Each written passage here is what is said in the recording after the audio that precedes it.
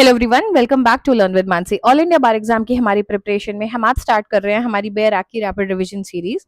पहला टॉपिक जो हम डिस्कस करेंगे वो है फैमिली लॉ, और उसके अंदर जो पहला बेयर एक्ट हम डिस्कस करने वाले हैं वो है हिंदू मैरिज एक्ट 1955।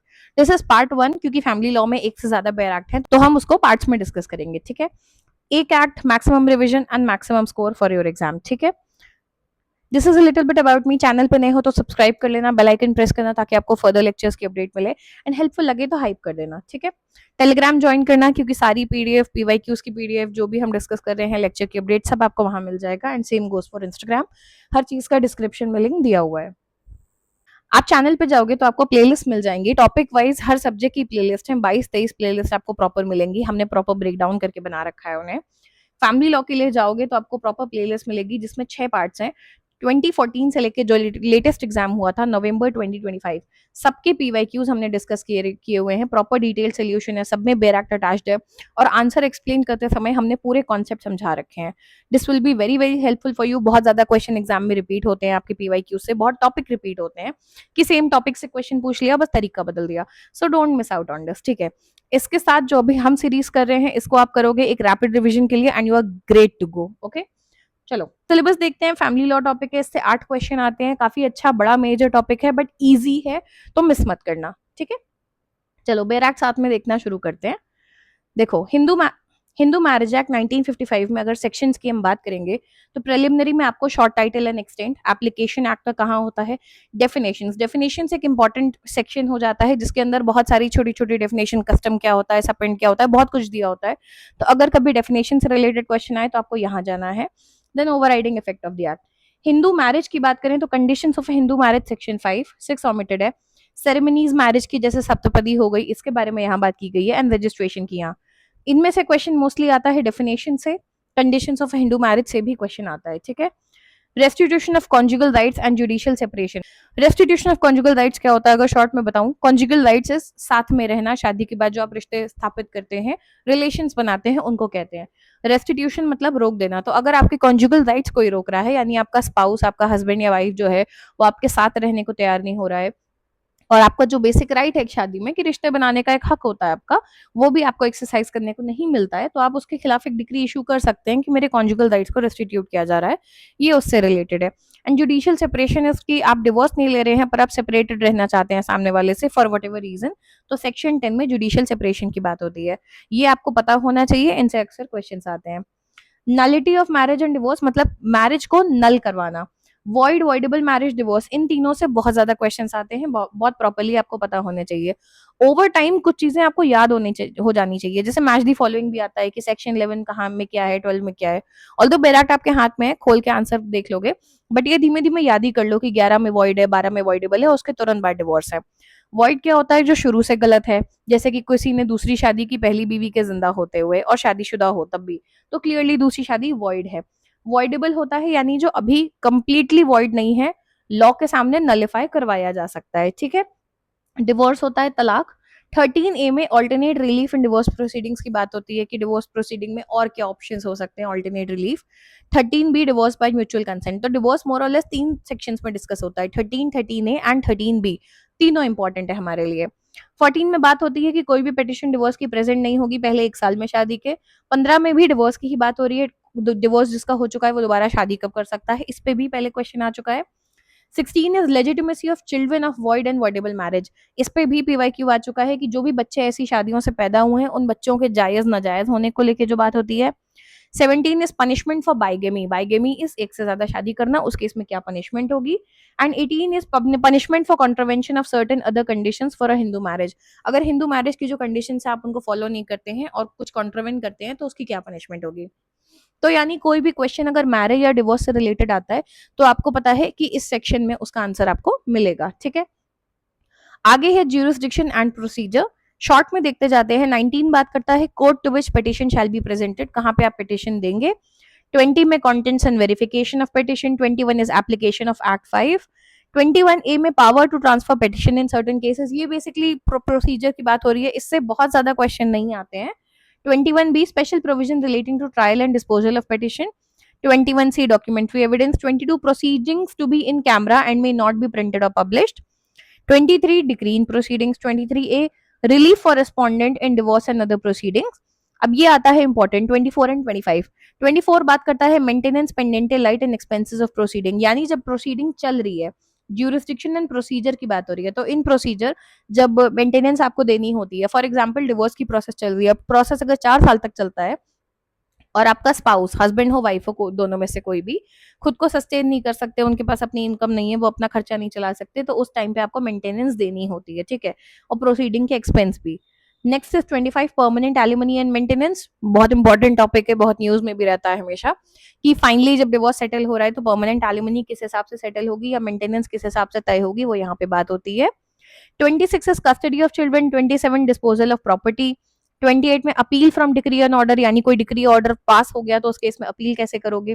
28 ए में बात होती है enforcement of decree and orders. तो बेसिकली मेंटेनेंस की ये बात यहाँ याद रखना, इसमें इस हिस्से में सबसे इंपॉर्टेंट सेक्शंस यही पे हैं, ठीक है। और आगे 29 is savings and 30 is repeat, तो इतना ही है। तो अगर हम बैराक को देखोगे सबसे इंपॉर्टेंट सेक्शंस इसमें आपके लिए कौन से आते हैं, एक आता है definitions, conditions of a Hindu marriage, ये दोनों है restitution of conjugal rights and judicial separation. ये पूरा सेक्शन सबसे इंपॉर्टेंट आता है वॉइड वॉइडेबल डिवोर्स और डिवोर्स के बाकी sections, punishment for bigamy and etcetera. Jurisdiction and procedure में सबसे इंपॉर्टेंट आते हैं 24 एंड 25, ये बेसिक आपको पता होने चाहिए। शॉर्ट में अगर आपको हम दिखाते जाएं टॉपिक तो आप ये देख सकते हो। एप्लीकेशन ऑफ द एक्ट में बात होता है कि हिंदू कौन है, देखो डेट पे भी पहले क्वेश्चन आ चुका है कि कब एक्ट आया था, इसको भी याद रखना। हिंदू कौन है, बाय रिलीजन, बुद्धिस्ट, जैन से कौन इंक्लूडेड है कौन नहीं, इसको पॉज करके जरूर पढ़ना और अपना बैराक हाथ में लेके बैठो और हाथ के हाथ 2-2 मिनट देके पढ़ते जाओ, ठीक है।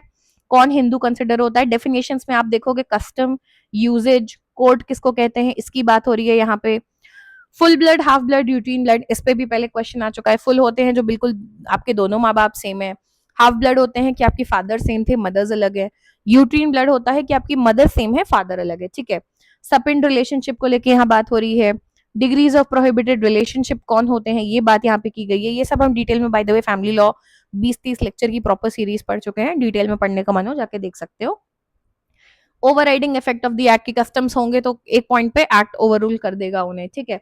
फिर हिंदू मैरिजेस में conditions of a Hindu marriage, ये बहुत इंपॉर्टेंट हो जाता है। लिविंग स्पाउस है, कंसेंट का टॉपिक आ जाता है यहाँ पे, ठीक है। देन मेंटल डिसऑर्डर है, इंसेनिटी, एज होनी चाहिए 21 for the groom and 18 for the bride, है ना। डिग्रीज ऑफ प्रोहिबिटेड रिलेशनशिप में नहीं आनी चाहिए, सपेंड नहीं होनी चाहिए, एक्सेट्रा। सेरेमनीज की बात करें तो customary rights and ceremonies saptapadi होना चाहिए, तभी शादी पूरी मानी जाएगी जब 7वां स्टेप भी हो जाए। फिर रजिस्ट्रेशन की बात की गई है, रजिस्ट्रेशन कंपलसरी नहीं होता है, ऐसा नहीं है कि नहीं करवाया तो दिक्कत हो जाएगी, बट करवा लो तो बेटर है, ठीक है। रेस्टिट्यूशन ऑफ कॉन्जुगल राइट्स हम डिटेल में बात कर चुके हैं, इसमें भी रीजनेबल एक्सक्यूज होना चाहिए। जुडिशियल सेपरेशन ये भी हम बात कर चुके हैं। वॉइड मैरिज, वॉइडेबल हम बात कर चुके हैं, वॉइडेबल कौन से ग्राउंड्स पे होता है। अब आपको वॉइडेबल से रिलेटेड कोई क्वेश्चन आए किन ग्राउंड्स पे, 2-3 पॉइंट दे दिए अगर, तो आपको पता है आपको यहाँ आना है, आंसर आपको मिल जाएगा, ठीक है। प्रेगनेंसी है उस केस में क्या होगा, कैसे आपको क्या कंडीशंस होंगी, सारे यहाँ समझा रखा है। डिवोर्स की बात करें तो देखो डिवोर्स में एक चीज यहाँ ध्यान देना, ये इंपॉर्टेंट है। डिवोर्स का जो सब क्लॉज 1 है ये बात करता है ईदर हस्बैंड और वाइफ, यानी सब क्लॉज 1 के अंदर हस्बैंड और वाइफ दोनों डिवोर्स क्लेम कर सकते हैं इन ग्राउंड्स पे, यानी किसी और के साथ वॉलेंट्री सेक्सुअल इंटरकोर्स हुआ है, ठीक है, बेसिकली चीटिंग की है, क्रुएल्टी हुई है मैरिज में, डेजर्शन हुआ है 2 साल के टाइम के लिए, कन्वर्ट कर लिया है सामने वाले ने, अनसाउंड माइंड इनक्योरेबली है, ठीक है, ये सब तो। और ये वाले venereal disease in communicable form, word renounce कर दिया है, गायब है 7 साल से, इस पे हस्बैंड और वाइफ दोनों डिवोर्स मांग सकते हैं, ये बात याद रखना, ओके। और 1A में बताया है कोको हैबिटेशन, कॉन्जुगल राइट्स, इनको लेके।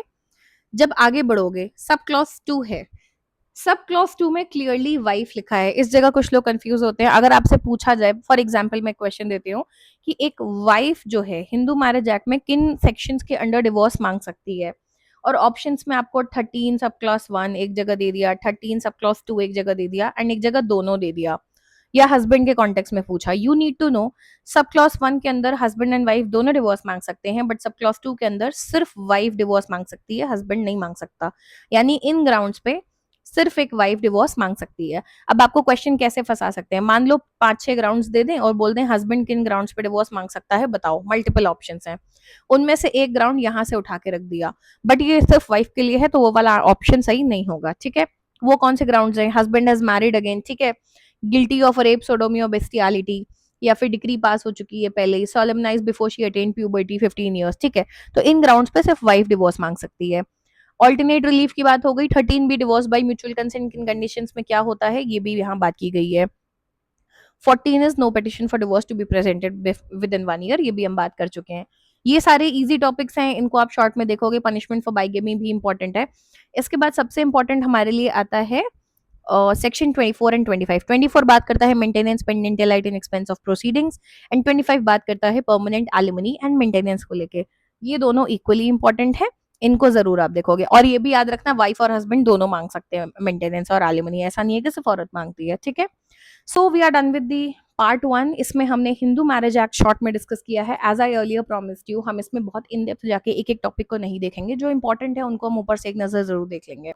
आपको इसमें साथ में क्या करना है, आपको अपनी बैराट हाथ में रखनी है, आप साथ साथ हमारे देखते जाइए, जो टॉपिक इंपॉर्टेंट है उन्हें टिक करते जाइए, और शॉर्ट में उनकी एक रीडिंग अगर हाथ के हाथ लगा सकते हैं तो कर लीजिए। आप इस टॉपिक पे यानी कुल मिला के अभी मेरे साथ टाइम देने के बाद 15 मिनट और देंगे and you are good to go with this bare act. पूरे मंथ में ऐसे ही करते रहोगे, आराम से एग्जाम तक आपके सारे बैराक कवर हो जाएंगे, ठीक है। स्टे ट्यून, चैनल को सब्सक्राइब कर लेना ताकि आपको बाकी पार्ट्स मिस ना हो। And I am saying this again, please watch this series, आपको बहुत ज्यादा हेल्प होगी। एंड आपके साथ में कोई भी प्रिपेयर कर रहा है, do share it with them, चाहे वो किसी भी एग्जाम के लिए पढ़ रहे हो। Thank you, bye bye.